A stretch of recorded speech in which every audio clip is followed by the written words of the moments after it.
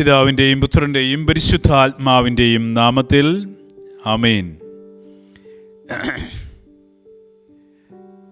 പ്രിയപ്പെട്ട സഹോദരങ്ങളെ, ഈ ദിവ്യകാരുണ്യ അഭിഷേക ശുശ്രൂഷയിൽ ദിവ്യകാരുണ്യ കണ്ണുകളിലൂടെ ജീവിതത്തെ കരിപ്പിടിപ്പിക്കുവാനും വിശുദ്ധീകരിക്കുവാനും കൃപയിൽ വിളങ്ങുവാനും സമാധാനത്തിലായിരിക്കുവാനും ആഗ്രഹിക്കുന്ന എല്ലാവരെയും ഞാൻ ഈ പരിശുദ്ധമായ സാന്നിധ്യത്തിൽ ഈശോയുടെ ആ തിരുമുറിവിലേക്കും ദിവ്യകാരുണ്യ ഹൃദയത്തിലേക്കും സമർപ്പിച്ചുകൊണ്ട് പ്രാർത്ഥിക്കുന്നു. കാരുണ്യമുള്ള ഈശോയെ, ഞങ്ങളെ ഓരോരുത്തരെയും അവിടുന്ന് തൊടണമേ, കൃപ കൊണ്ട് നിറയ്ക്കണമേ. നിൻ്റെ അമ്മയുടെ യോഗ്യതകളെ ഓർത്ത് നീ അനുഗ്രഹിക്കണമേ ഞങ്ങളെ ഓരോരുത്തരെയും. എല്ലാ കെട്ടുകളും ദൈവത്തിനു മുമ്പാകെ ഏറ്റുപറഞ്ഞ് ബന്ധിച്ച് പ്രാർത്ഥിക്കുന്ന പുണ്യാളച്ചൻ്റെ പ്രത്യേക ഇടപെടലുകൾ നടക്കുന്ന തിരുശേഷിപ്പുള്ള ഈ ദേവാലയത്തിലെ ഈ ശുശ്രൂഷയിലൂടെ നിങ്ങളെ ഓരോരുത്തരെയും പുണ്യാളച്ചൻ തൊടട്ടെ. ഗീവർഗീസ് സഹദായിയുടെ പൈശാചിക ബന്ധനങ്ങളെ എടുത്തുകളയാനുള്ള കൃപ ലഭിക്കട്ടെ എന്ന് പ്രാർത്ഥിക്കുന്നു. ഇന്നത്തെ ഈ ശുശ്രൂഷയുടെ ഈ രാത്രിയിലെ ഈ ശുശ്രൂഷയുടെ പ്രധാന ചിന്താവിഷയം, ഈശോ അരുളി ചെയ്തു, ആരെങ്കിലും എന്നെ അനുഗമിക്കാൻ ആഗ്രഹിക്കുന്നുവെങ്കിൽ സ്വന്തം കുരിശും എടുത്ത് എന്നെ അനുഗമിക്കട്ടെ. പ്രിയപ്പെട്ടവരെ, നമുക്ക് പ്രാർത്ഥിക്കാം. ദിവ്യകാരുണ്യനാഥനായ ഈശോയെ, നിലവിളിക്കുന്നവരിലേക്ക് ദിവ്യകാരുണ്യത്തിലൂടെ ഇറങ്ങുന്ന പൊന്നുതമ്പുരാനെ, വചനത്തിൻ്റെ അഗ്നിയാൽ അഭിഷേകം ചെയ്യുന്നവനെ, ദിവ്യമായ വചനത്തിൻ്റെ ബലത്താൽ ഞങ്ങളെ ശക്തിപ്പെടുത്തണമേ. കൃപയിൽ വിളങ്ങി ജീവിക്കുവാൻ, കരുണ കൊണ്ട് നിറയുവാൻ, സ്വയം മറന്ന് തന്നാലാവുന്ന നന്മ ചെയ്യുവാൻ ഞങ്ങളെ പഠിപ്പിക്കണമേ. അതാണല്ലോ നീ പഠിപ്പിച്ച നിൻ്റെ 33 വർഷത്തെ ജീവിതത്തിൻ്റെ സാരാംശമെന്ന് പറയുന്നത്. അങ്ങയുടെ ഈശോയുടെ ജീവിതം നാഥ ഒരു ദിവ്യമായ മറവിയായിരുന്നുവല്ലോ. അത് ഞങ്ങൾ തിരിച്ചറിയുന്നു. ഈ ഒരു മറവി ചുമക്കുവാൻ, സ്വായത്തമാക്കുവാൻ ഞങ്ങളെ നിൻ്റെ ജീവിതം കൊണ്ട് പഠിപ്പിക്കുന്നു. സ്വയം മറന്ന് കുടുംബത്തിനും മക്കൾക്കും അതോടൊപ്പം തന്നെ സമൂഹത്തിലെ മാറ്റി വേണ്ടി ജീവിക്കുമ്പോൾ ലഭിക്കുന്ന ഒരു കൃപയാണല്ലോ നിൻ്റെ തൃക്കണ്ണുകളാൽ കടാക്ഷമായി തീരുന്നത്. ഈ ഒരു അനുഭവത്തിന് ഞങ്ങളെ പ്രാപ്തരാക്കണമേ. ഞങ്ങളുടെ ജീവിതം കുറച്ചുകൂടെ മനുഷ്യത്വത്തിലേക്കുള്ള ചുവടുവെപ്പാക്കി മനസ്സാക്ഷിയെ രൂപപ്പെടുത്തണമേ എന്ന് പ്രാർത്ഥിക്കുന്നു. പ്രതീക്ഷയുടെ ഒരു ജീവിതം നയിക്കുവാൻ, ഒന്നും അസ്തമിച്ചിട്ടില്ല എന്ന് എല്ലാ മനുഷ്യരെയും പഠിപ്പിക്കുവാൻ തക്ക വിധം ഞങ്ങളുടെ കരങ്ങൾക്ക് ബലം നൽകണമേ എന്നും പ്രാർത്ഥിക്കുന്നു. കർത്താവായ ക്രിസ്തു വഴി സമർപ്പിക്കുന്ന പ്രാർത്ഥന കേട്ടുള്ളയണമേ. ആമേൻ. പ്രിയപ്പെട്ട സഹോദരങ്ങളെ, ഈ രാത്രിയിലെ ദിവ്യകാരുണ്യ സന്നിധിയിലുള്ള ഒരു വിചിന്തനം എന്ന് പറയുന്നത്, കർത്താവ് അരുളി ചെയ്തു, ആരെങ്കിലും എന്നെ അനുഗമിക്കുന്നുണ്ടെങ്കിൽ അവരുടെ കുരിശെടുത്ത് എല്ലാം മറന്ന് എന്നെ കണ്ടുകൊണ്ട് എന്നിലേക്ക് വരട്ടെ എന്നാണ്. ഇതേപ്പറ്റി ധ്യാനിക്കുകയും പ്രാർത്ഥിക്കുകയും ചെയ്യുമ്പോൾ യേശുവിൻ്റെ ജീവിതം മുഴുവൻ ഒരു വിസ്മൃതിയുടെ ജീവിതമാണെന്ന് പഠനം വ്യക്തമാക്കുന്നുണ്ട്. എന്ന് പറഞ്ഞാൽ, ഫിലിപ്പിയർക്കെഴുതിയ ലേഖനത്തിൽ അവിടുന്ന് അരുളിച്ച് ആ ലേഖകൻ പറയുന്നത് പോലെ, ദൈവമായിരുന്നിട്ടും സമാനത നിലനിർത്താതെ ഈ ഭൂമിയിൽ മനുഷ്യനെ പോലെ ജീവിച്ചു. ഇതിനെ വിളിക്കുന്ന പേര്, യേശുവിൻ്റെ ജീവിതം ഒരു വിശുദ്ധമായ മറവിയായിരുന്നു. നിരന്തരമായ ഒരു മറവിയുടെ ഓർമ്മപ്പെടുത്തലാണ്. അവിടുന്ന് ദൈവമായിരുന്നിട്ടും ശിശുവായി ജനിക്കുന്നു, സൃഷ്ടിയുടെ കാര്യങ്ങളിൽ വളരുന്നു, ബാലനാകുന്നു, കൗമാരത്തിലെത്തുന്നു. ജീവിതം മുഴുവൻ ദൈവമാണെന്നുള്ള ആ ഒരു മനോഭാവവും ചിന്തയും മാറ്റി നിർത്തിക്കൊണ്ട്, മറന്നു കളഞ്ഞുകൊണ്ട് സ്നേഹത്താൽ ഒരു ദിവ്യമായ മറവി ചുമക്കുന്നുണ്ട് കർത്താവ്. അത് പീഡാസഹനത്തിലും, അതോടൊപ്പം ആ രാത്രിയിൽ ഗെത്സമനിയിൽ, തുടർന്നുള്ള പീലാത്തോസിൻ്റെ അനുമരയിൽ, ഹെറോദസിൻ്റെ കൊട്ടാരത്തിൽ, അതുപോലെ പീഡാസഹന വേളയിൽ, കുരിശുമരണത്തിലൊക്കെ ദൈവമാണെന്നുള്ള ആ ഒരു മഹത്വത്തിൻ്റെ അവസ്ഥ മറന്നുകൊണ്ട് ജീവിക്കുന്ന ഒരു അവസ്ഥയുണ്ട് യേശുവിന്. പ്രിയപ്പെട്ടവരെ, ഇത് പിന്നീട് യേശുവിൻ്റെ പരസ്യ ജീവിതകാലത്ത് സുഗന്ധതൈലത്തിൻ്റെ വില മറന്ന് അത് വക്ക് പൊട്ടിച്ചൊഴിച്ച് അനുഗ്രഹം പ്രാപിക്കുന്ന ഒരു സ്ത്രീയെ നമ്മൾ കണ്ടെത്തുന്നുണ്ട്.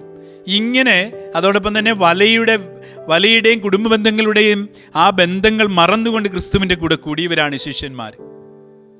അതോടൊപ്പം തന്നെ ആ സക്കേവൂസിൻ്റെ ഭവനത്തിൽ അദ്ദേഹം യേശുവിൻ്റെ സാന്നിധ്യത്തിൽ എല്ലാം മറന്നിട്ട് പറഞ്ഞു 4 ഇരട്ടിയായി ഞാൻ തിരിച്ചു കൊടുക്കുമെന്ന്. ഇങ്ങനെ ഒരു ജീവിതത്തിലൊരു മറവി സൂക്ഷിക്കണം നമ്മൾ. വിശുദ്ധമായ മറവി എന്നൊക്കെ നമുക്ക് വിളിക്കും. ഈ മറവി കൊണ്ട് ചെയ്യുമ്പോഴാണ് നമ്മൾ കൂടുതൽ കൃപയുള്ളവരായിത്തീരുന്നത്. കുടുംബനാഥൻ ജീവിതത്തിൽ തൻ്റെ ശരീരം മറന്ന് മക്കളെ നോക്കുമ്പോഴും ജീവിത പങ്കാളിയെ ചേർത്ത് പിടിക്കുമ്പോഴുമാണ് ആ കുടുംബജീവിതത്തിൻ്റെ അതൊരു ബലിയായി പവിത്രമായി തീരുന്നത്. ദാമ്പത്തിക ജീവിതത്തിൽ പോരായ്മകൾ മറന്ന് താൻ ആരാണെന്നുള്ള അഹംഭാവത്തിൻ്റെ ആ ചെതുമ്പലൊക്കെ അടർത്തി വീണ് അത് മറന്നുകൊണ്ട് മറ്റുള്ളവരുടെ മുഖത്ത് നന്മ കണ്ട് അവരെ ശുശ്രൂഷിക്കുന്ന മനോഭാവത്തിലേക്ക് വരുമ്പോഴാണ് ആ ഒരു മറവിയുടെ വിശുദ്ധി നാം കണ്ടെത്തുന്നത്.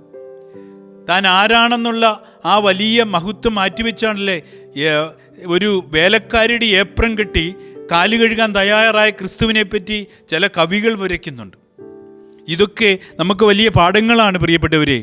ഇനിയും നമുക്കറിയാം യേശുവിനോടുള്ള ആ പാഷനേറ്റ് ലവ് കൊണ്ടല്ലേ മദർ തെരേസ തൻ്റെ പാരമ്പര്യ ടീച്ചിങ് ഫാക്കൽറ്റി മാറ്റിവെച്ചിട്ട് ഒരു ദാസിയുടെ വേഷം കെട്ടി ബംഗാളി സ്ത്രീകളുടെ ഉടുക്കുന്ന ആ കരയുള്ള സാരി ഉടയാടിയാക്കിയിട്ട് പാവപ്പെട്ടവരെയും ഓടയിൽ കിടക്കുന്നവരെയും എടുത്തു വെച്ചുകൊണ്ട് ക്രിസ്തുവിൻ്റെ മുഖം അവരിൽ കണ്ട് ഇതൊക്കെ കാരണം ദിവ്യമായ ഒരു മറവി സൂക്ഷിച്ചിരുന്നു ക്രിസ്തുവിനെ പ്രതി.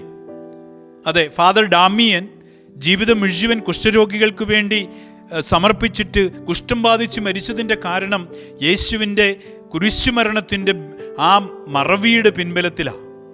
അതോടൊപ്പം തന്നെ അൽഫോൻസാമ ജീവിതകാലം മുഴുവൻ സഹിച്ചത് ക്രിസ്തുവിൻ്റെ ആ സ്വയം മറന്നുള്ള കുരിശുമരണത്തിൻ്റെ ബലമാണ്.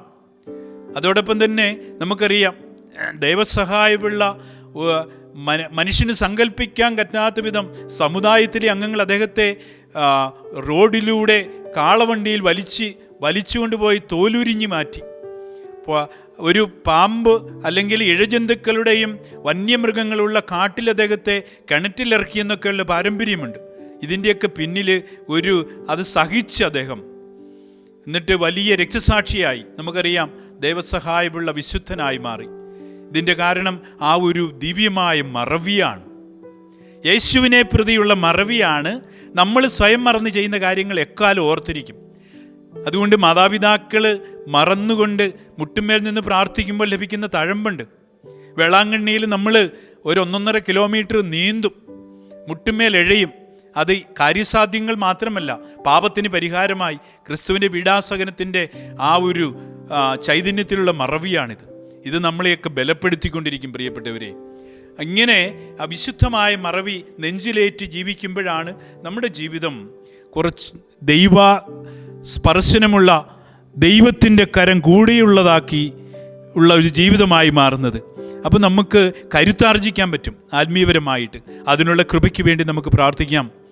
ഏത് പ്രതിസന്ധികളുടെ മുന്നിലും സ്വയം മറന്ന് ദൈവത്തിനും സഹോദരങ്ങൾക്കും വേണ്ടി ചെയ്യുമ്പോൾ നമ്മുടെ ഓൾ ഓഫ് എ സഡൻ നമുക്ക് അനുഗ്രഹം ലഭിച്ചില്ലെങ്കിലും സ്ഥായിയായ ഒരു ദൈവാശ്രയ ബോധത്തിൽ നമ്മൾ ചെയ്യുമ്പോൾ അത് ആത്യന്തികമായി ഫലം ചൂടുകയും ചെയ്യും.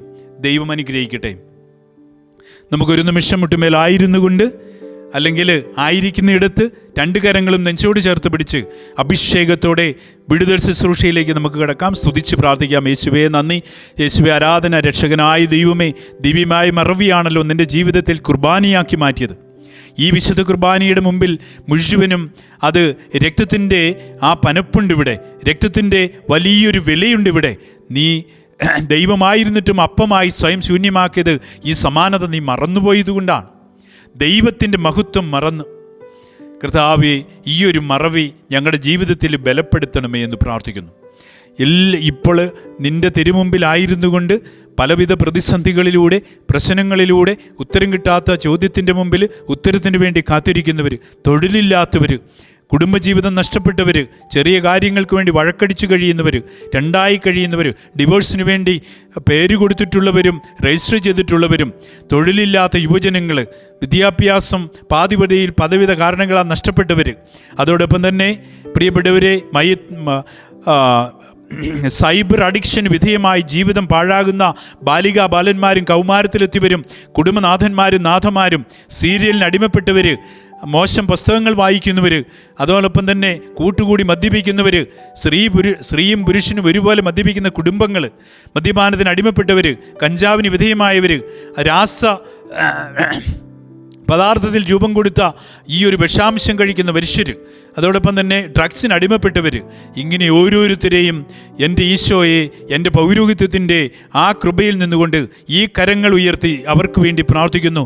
ദൈവമേ, ഈ നിമിഷം അവരെ തൊടണമേ, ഈ നിമിഷം അവരെ സ്പർശിക്കണമേ. മാനസാന്തരം നടക്കട്ടെ, വിശ്വാസം ശക്തി പ്രാപിക്കട്ടെ, ആത്യന്തികമായി ദൈവത്തിൻ്റെ ആ അഡിക്ഷനിലേക്ക് കടന്നു വരട്ടെ, ദൈവം അവർക്ക് ലഹരിയായി തീരട്ടെ, ഒരാളെങ്കിലും മാനസാന്തരപ്പെടട്ടെ. യേശുവേ നന്ദി. ബന്ധിച്ച് പ്രാർത്ഥിക്കുന്ന കർത്താവേ, കരുണ തോന്നണമേ, അഭിഷേകത നിറയണമേ, രോഗങ്ങൾ സുഖപ്പെടട്ടെ കർത്താവേ, ശക്തി ഒഴുകട്ടെ, ഈ നിമിഷം വലിയ കൃപയൊഴുകട്ടെ എന്ന് പ്രാർത്ഥിക്കുന്നു. നിയോഗങ്ങൾ വെച്ച് പ്രാർത്ഥിക്കുന്നു. നിങ്ങളെല്ലാവരും ദിവ്യകാരുണ്യത്തെ നോക്കി നിയോഗങ്ങൾ വെച്ച് ഒരു നിമിഷം ഈ ദിവ്യകാരുണ്യ കണ്ണുകളിലേക്ക് കർത്താവിൻ്റെ ആ ശക്തമായ സാന്നിധ്യത്തിലേക്ക് സമർപ്പിക്കുക. അവിടുന്ന് നിങ്ങളുടെ അനുഗ്രഹം കുപ്പിയിലാക്കി നെഞ്ചോട് ചേർത്ത് പിടിച്ച് അനുഗ്രഹങ്ങൾ നൽകും. ദൈവത്തിന് അസാധ്യമായിട്ടൊന്നുമില്ല. കരയുന്നവരുടെ കണ്ണുകളിൽ ഒഴുകുന്ന ആ കണ്ണുനീര് കർത്താവ് ഏറ്റെടുക്കും. നീതിമാൻ്റെ പ്രാർത്ഥന ആകാശം തുളച്ചു കയറും. ഒരമ്മയുടെ കണ്ണുനീരോടെയുള്ള പ്രാർത്ഥന മക്കൾക്ക് മനസ്സാന്തരം നൽകും. മോനിക്ക പുണ്യവതി അൽഫോൻസാമ്മയുടെ പ്രാർത്ഥന കൊണ്ട് ആയിരക്കണക്കിന് മനുഷ്യർ ഇന്ന് ഭരണജ്ഞാനത്ത് സൗഖ്യപ്പെട്ടുകൊണ്ടിരിക്കുന്നു. കാരണം ആ അനുഭവിച്ചു തീർന്ന സഹനങ്ങൾ മുഴുവനും ദൈവമഹത്വത്തിനായി സമർപ്പിച്ചു.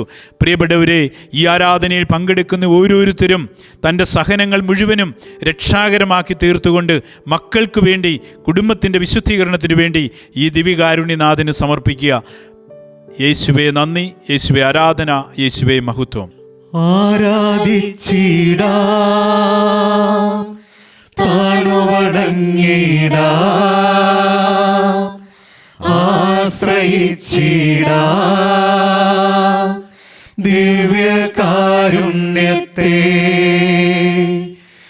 ആരാധിച്ചിടാ താണുവണങ്ങിടാ ആശ്രയിച്ചിടാ ദിവ്യകാരുണ്യത്തെ ആരാധിച്ചിടാ താണുവണങ്ങിടാ ആശ്രയിച്ചിടാ ദിവ്യകാരുണ്യത്തെ.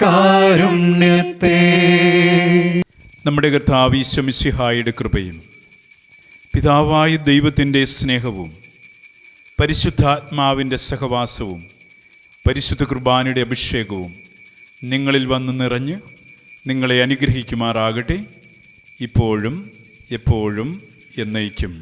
ആമേൻ. പരിശുദ്ധ പരമമാ ദിവ്യകാരുണ്യമേ,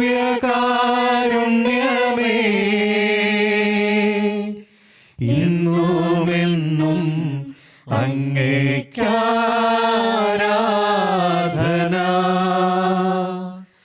പരിശുദ്ധ പരമമാ ദിവ്യകാരുണ്യമേ,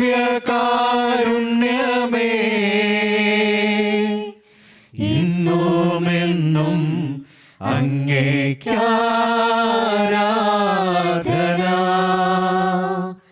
പരിശുദ്ധ പരമമാ ദിവ്യകാരുണ്യമേ,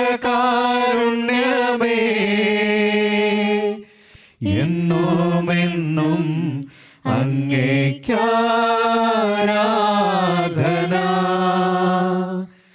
എന്നുമെന്നും അങ്ങേക്കാരാധന.